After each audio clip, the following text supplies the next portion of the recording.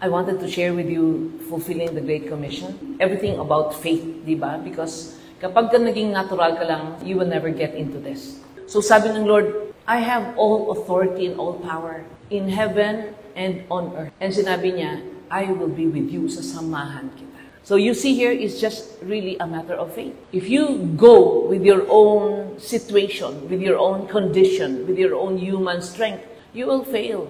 Christians have a very bad habit of trying to claim a promise without fulfilling the condition. The promises of God are conditional. Pero yung kanyang mga material promises, wala siyang condition. He causes the sun to shine upon the good and evil people.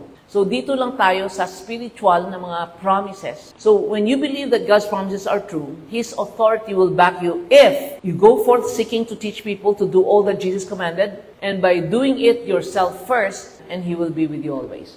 Kung hindi mo natutunan mahalin ang Panginoon, higit pa sa kung sino mang tao na mahal mo rin sa buhay, hindi ka fit na maging disipulo ng Lord. If you cannot forsake all that He has, sabi ng Lord, you cannot be my disciple. In this case, we need to really have faith. No matter how loving and good you are, even if you are not living in sin, sa tingin mo malinis yung buhay mo, without faith, you cannot please God. Always remember that God, when He does His part, He does it perfectly. Why? Because He's a perfect God. Unbelief, kung hindi ka nagtitiwala sa salita ng Diyos, iniinsulto mo ang Diyos. Bakit? Sinasabi mo sa Kanya na sinungaling siya. Hindi mo kayang panghawakan ang Kanyang salita.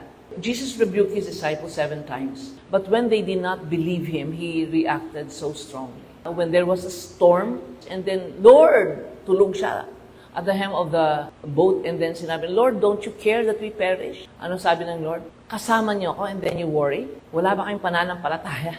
So don't ever dare call God a liar. Sabi niya, He that cometh to me, I will never cast out.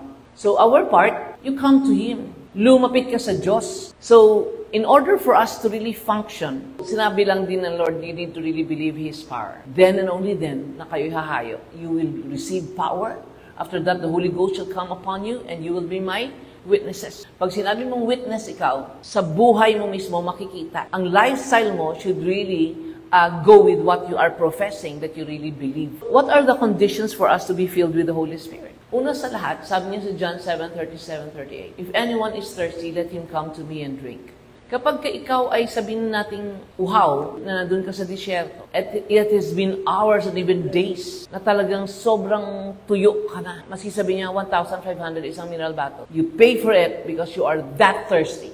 So that kind of thirst, marami po kasi sa atin na okay pa eh. Pero that kind of thirst that you want God to intervene in your life, you're at the edge of your rope, so to speak. No, you come to grips na you are nothing. Secondly, not only are you going to have that thirst, but you must also believe. Again, this is faith. No, in verse 38, He who believes in me, as the scripture has said, from his innermost being shall flow rivers of living water. And promise in 1 John 2:20 that He abides in us. Ginagawa lang natin, i-snap natin.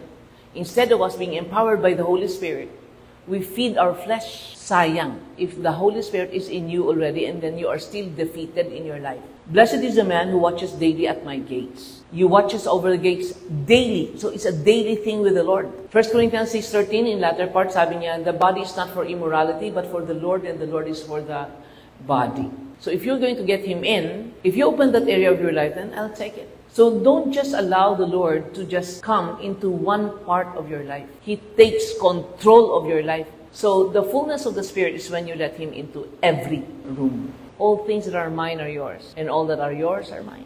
Ang Diyos ay nasa iyo at ikaw ay nasa Diyos. And it is an exchange. Loving God means keeping His commandments, and His commandments are not burdensome. Kaya yung mga ibang mga tao, sasabihin nila, ay naging Christian ka na, edi bawal na sa inyo yung ano. Wala hong bawal. Kaso lang, sinasabi lang ng Lord, in order for you to really live a life na pinangako ng Lord, you know that you are the temple of the Holy Spirit, lagyan mo pa ba ng droga? Lagyan mo ba ng alcohol? Nung isa sa ating in-emphasize dito that out of your innermost being flows rivers of living water. The transformation that takes place sa buhay po natin, una sa lahat, sa loob. Your heart attitude. If you are going to embrace His Word, tingnan mo na hindi yan mabigat. God is faithful and He will never allow us to be tempted beyond our ability. He will not allow things na nangyari sa buhay natin. Gaano man kabigat, at sa tingin mo, pasan mo na yung buong daigdig. Why don't you get back sa Panginoon? He already filtered that, and He is faithful who said He will not allow anything that is beyond your ability. So sinasabi lang na ating pong Panginoon is, why don't you simply just lean on me? So depend on Him in absolute confidence, in His wisdom, His perfect love, and makes everything work together for good.